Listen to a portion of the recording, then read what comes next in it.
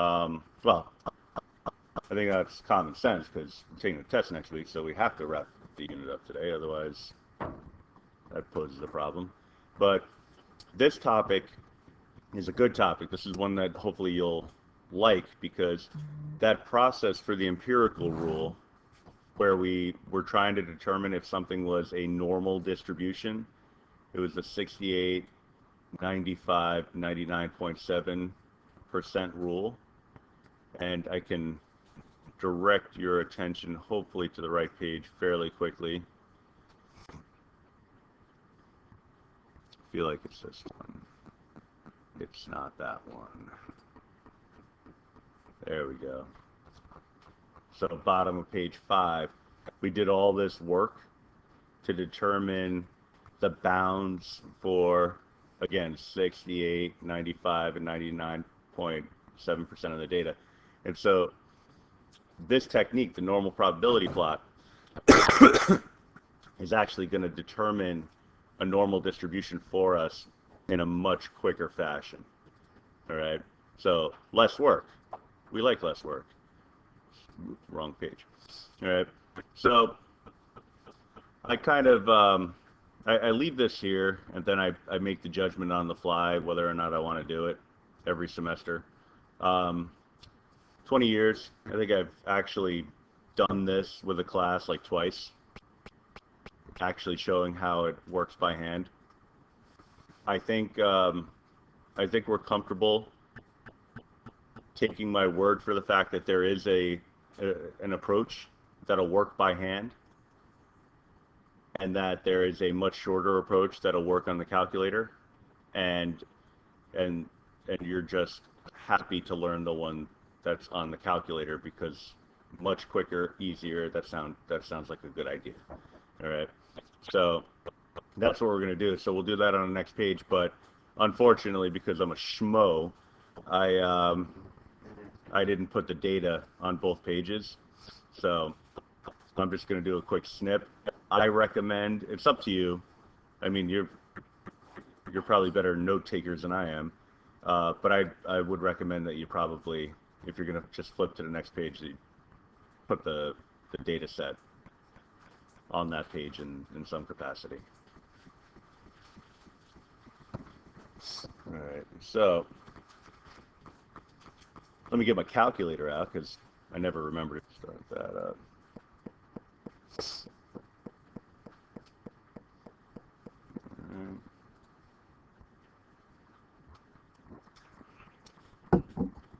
So,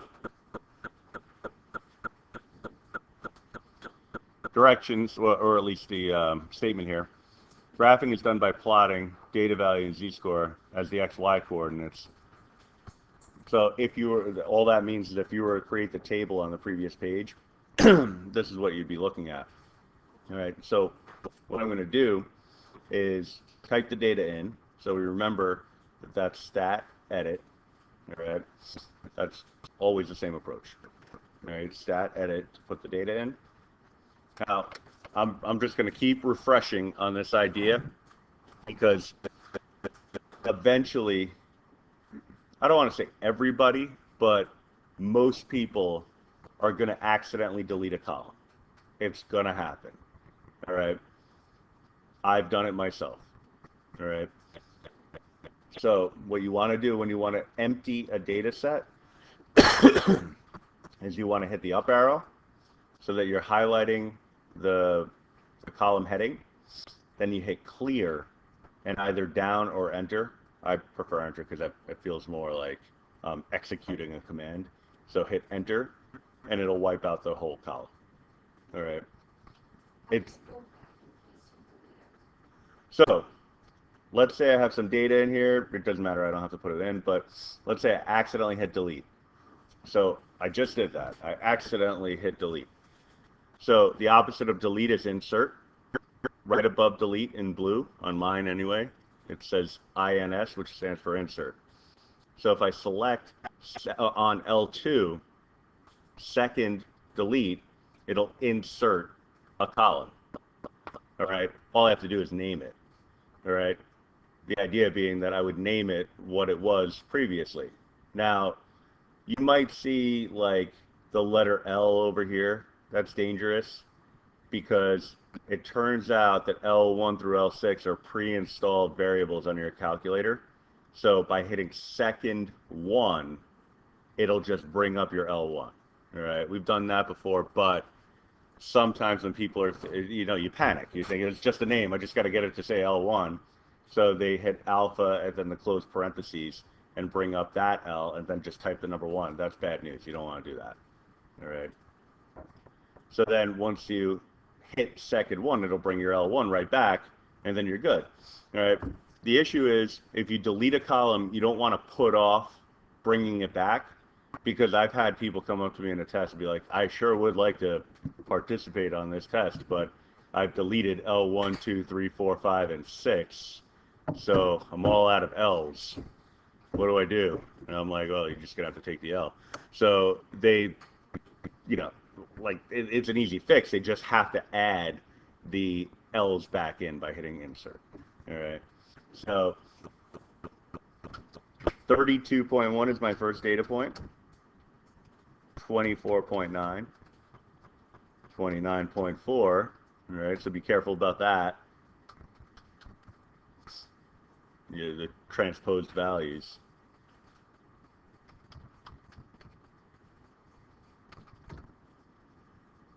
When I say that you should be careful about something, it's because I made that mistake myself.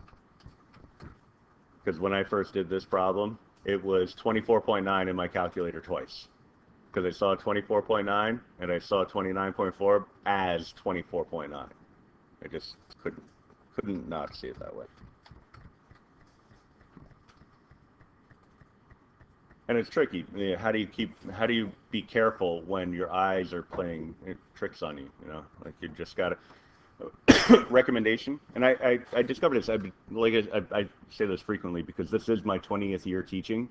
So this is like the first time I'm able to say, I've been teaching for 20 years. I know a thing or two. You should listen to me and follow my lead.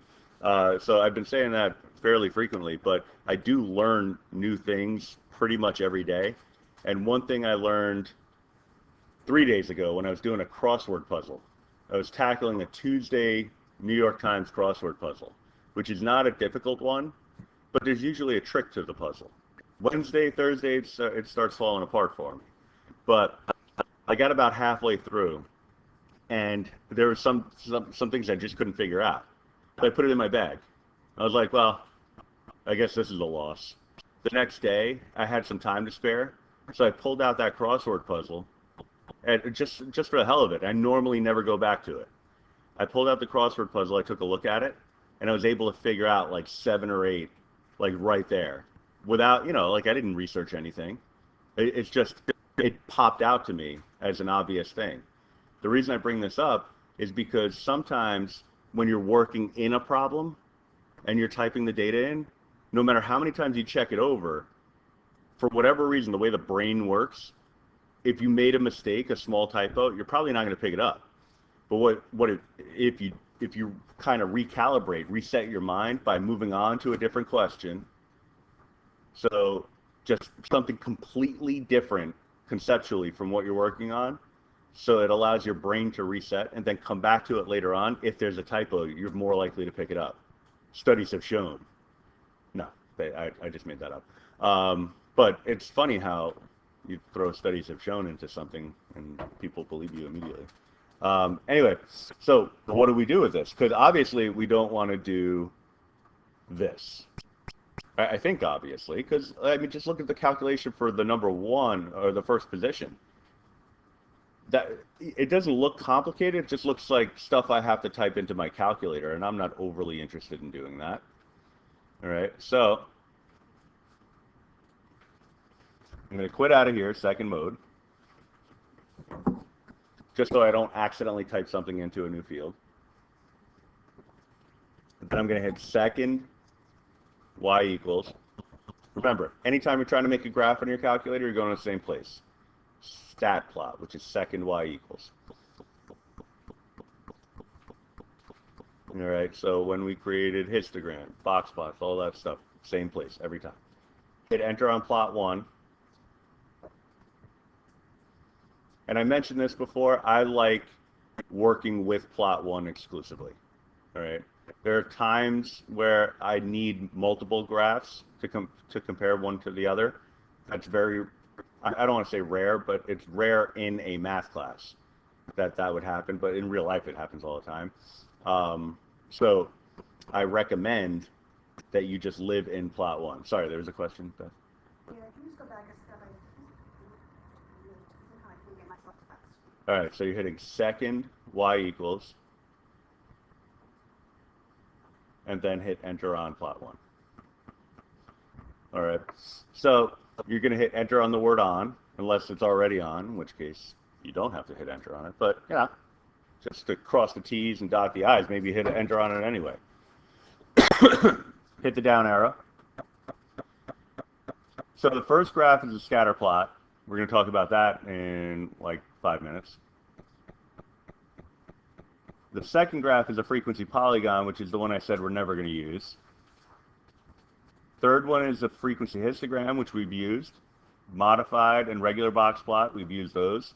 The last one, hit enter on that. That is your normal probability plot, aka the thing that we want.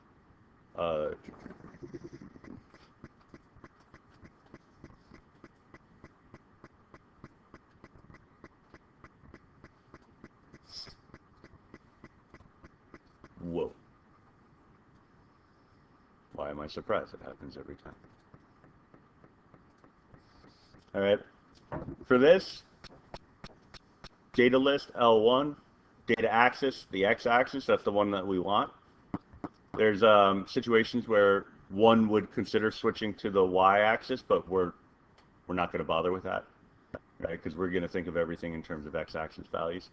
So all you're going to do at this point is hit zoom, and then option 9, which is zoom stat.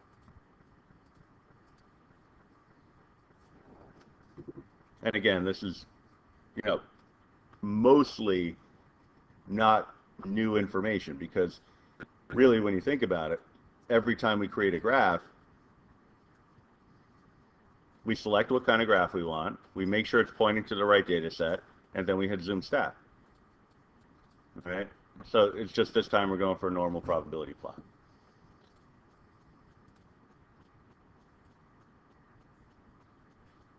All right, but there's always, as you know, the situation, well, the situation associated with creating a graph always involves getting that graph onto paper. And that's annoying,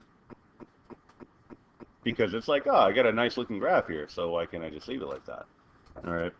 Hit trace, and it'll tell you what the particular values are. All right. So I'll just snip that in there also.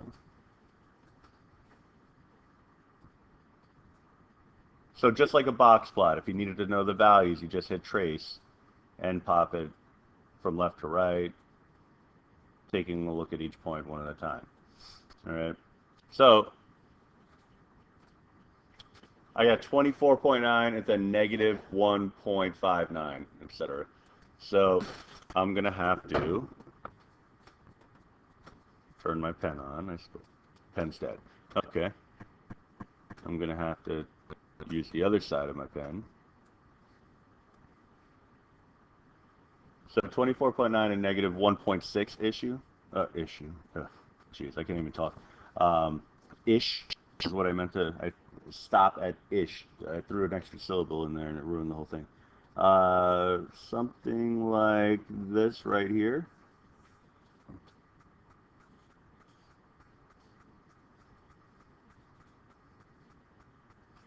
Hit the right arrow, 28.5, and then a little bit short of negative 1. So halfway between 28 and 29, and then a little bit short of negative 1.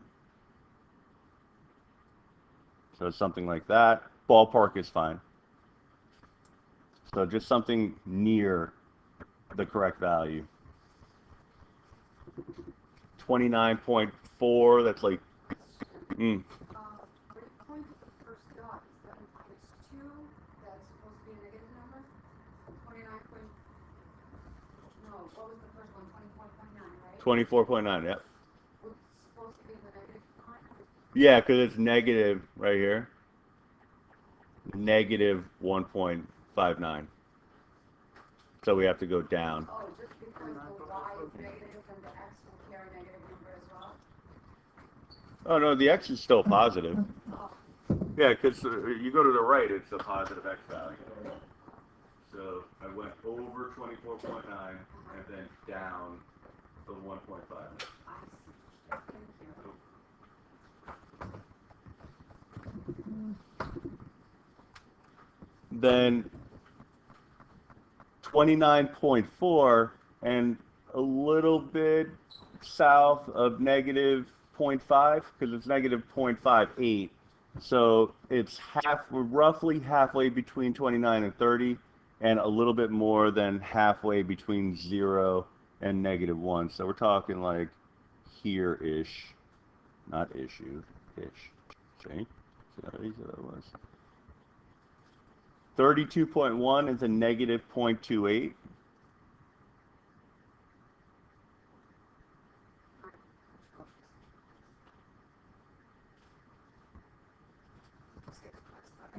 Press enter. Press the arrow.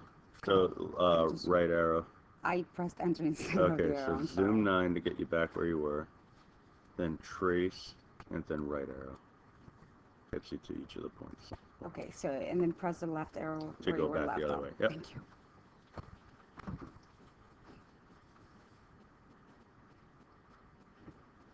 So that last one was 32.1 and then negative 0.28. Hit the right arrow, we're at negative 33, and that's an even value right on the line.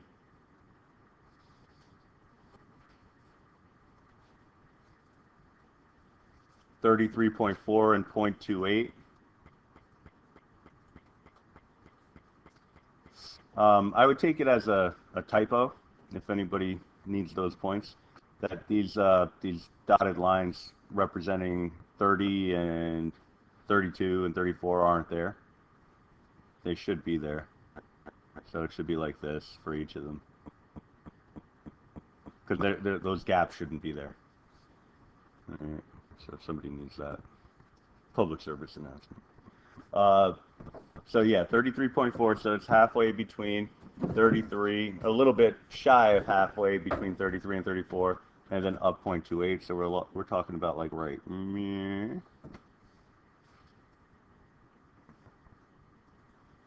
36.2, so a little bit to the right of where 36 would be, and a little bit more than half a unit up.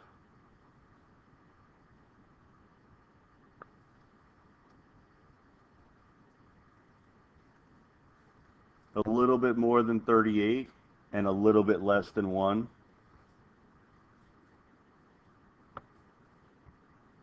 And then the last one is a little bit more than 40 and a little bit more than 1.5.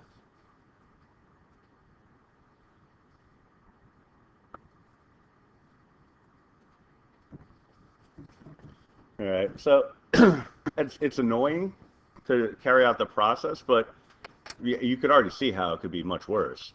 Like I labeled the axes for you. All right, so that's something. And then also, the calculator gave you these points to plot. You didn't have to figure them out mathematically. That's really good. Also, there was a concept that we talked about 2 weeks ago, I think, where we learned about something called a z-score, right? And so the z-score, which talks about the relative standing of a value, like its position within the data set, is actually given by a normal probability plot, all right? So these values are the actual z-scores. So what we're getting is a sense of the relationship between the mean, all right? So the x-axis here represents the mean,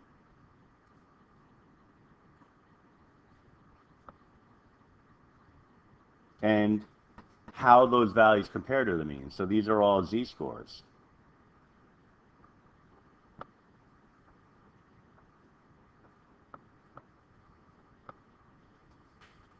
I mean, I suppose I could draw an arrow to every single one of them, but I think you get the idea. All right. So what we're getting from just this visual is, and I always think from a teacher perspective, I think in terms of gas mileage for cars and things like that. I try to do like something that's relatable in my day to day, and then also something that I could walk out of the classroom and experience just by the nature of living. All right, and this is directly applicable because I'm looking at this and I see I get four values that are below average, and four values that are above average. All right, so that to me tells that we're looking at a symmetrical distribution. There's a data set that has an equal amount of values below the mean as above the mean. All right, so that's important. All right. Now, depending on what you're talking about, that may be good or bad. Right? That might be good news or bad news. If I'm talking about a class set of test scores, I have 9 people taking the test, and I have 4 people performing below average and 4 people performing above average, and the other person is right on the average mark. That might not be a good thing depending on what the average is. If the average score is the passing mark, that means half my class is failing. That's probably not a good thing. All right, but there might be other situations out there where that would be entirely appropriate. All right, so if you're talking about a game, like you invent a game that other people would play, like a board game or something like that, and you're advertising it as a fair game that people are going to enjoy playing, then you want it to be that equal parts are going to lose and win, right? Because then that would indicate that it's a fair game, right? You don't want it to be skewed in either direction, because it would be like, all right, well, if I'm the red player, then I'm going to win all the time. So why is this game fun if I'm the blue player? So in this case, you might look at it as something that's favorable or not favorable depending on the situation. Now, it's raw data from our perspective, so all I have to do is draw a conclusion about the nature of the distribution, right? I can count up values all I want, but the important thing to note here is, and this is a key fact, if the plot has an L,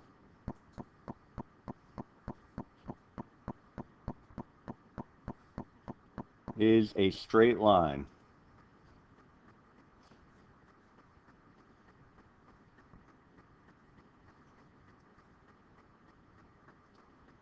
then data is normally distributed.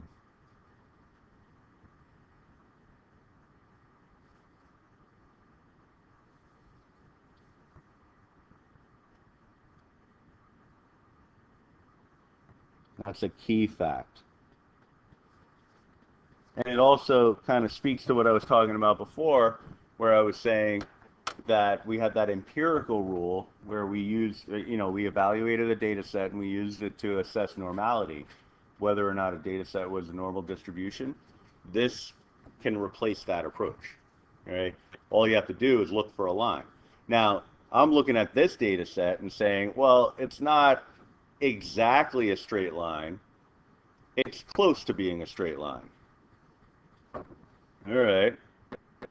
Oh, that's interesting.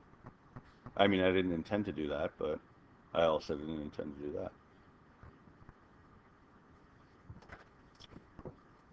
So the data is close to being organized in a straight line. So what I'll say is data almost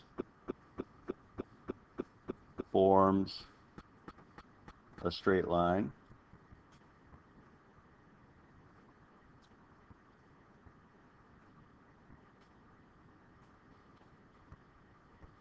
And so what we can conclude here is data is close to being normally distributed.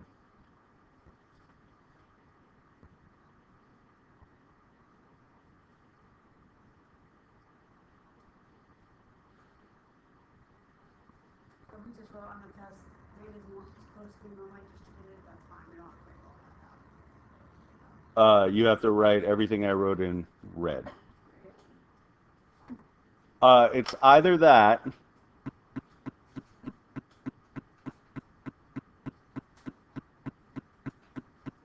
or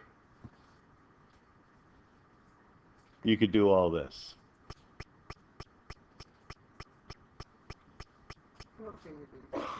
Yeah, I'm okay with that too. So you said just the one on the red brackets? Just the one in the red brackets, yes. Very good. I do have a loan reader. I also have a writing book. Thank you very much. You see, it works, right? It does, yeah. Thank you. I have a comma between the numbers, that's okay. I use it, you know. On paper? That's fine, yeah. Yeah, don't do it in the calculator and everything will be okay.